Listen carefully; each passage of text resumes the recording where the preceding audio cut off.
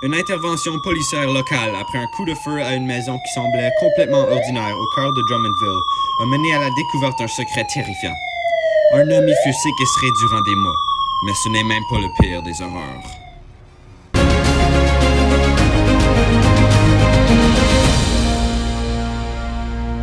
Ici Jules Romain pour TVU.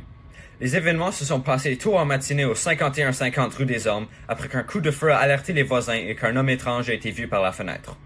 Une fois rentrés, les policiers ont retrouvé Jacques Beaulieu, propriétaire de la maison, tenant la carabine avec laquelle il a tué sa fille Anne Beaulieu, ainsi que Yannick Bérubé, un jeune étudiant affaibli après des mois de séquestration par M. Beaulieu.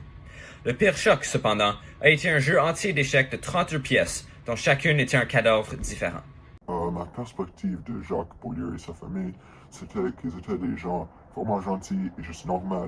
Jacques, il m'aidait à devenir un meilleur joueur d'échecs, il m'encourageait.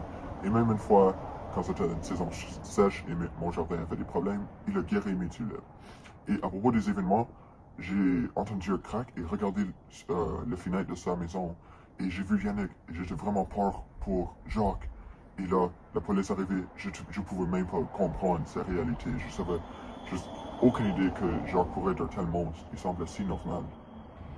Avant l'intervention policière, Jacques Beaulieu retenait Yannick Bérubé prisonnier dans sa maison. Il lui imposait des règles strictes et l'obligeait à apprendre les échecs. Chaque pièce du jeu représentait une personne jugée juste ou injuste. Cette logique démontre ce que les experts appellent une folie organisée et dangereuse. Jacques est un psychopathe qui souffre d'une vision déformée de la justice et ne possède pas la capacité de réaliser autrement. Sa folie est calme, réfléchie, mais extrêmement violente.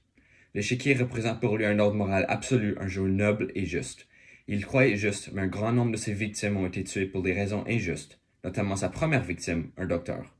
Il l'a tué car le fils de Jacques est mort à la naissance avant qu'il puisse finir à la césarienne, et Jacques, dans sa folie, fut convaincu que le docteur l'avait tué par exprès. Il a même donné multiples coups de genoux à sa femme enceinte dans un moment d'impulsion et de colère. Il est entré en état catatonique après avoir tué sa petite fille. Cependant, le progrès est lent avec cette disposition. Les autorités enquêtent toujours pour comprendre l'ampleur des crimes, ainsi que pour trouver l'aîné Michel Beaulieu, qui est suspect dans le meurtre de son directeur et n'a pas été vu depuis plusieurs jours. Nous aurons une entrevue sécurisée avec M. Bérubé dans les semaines à venir, et il n'était pas encore disponible dû au grave effet psychologique de sa séquestration. L'affaire du 5150 rue des Ormes soulève des questions sur le danger caché et les vies personnelles des autres. Merci de vous être connectés, ici Jules Romain pour TVU.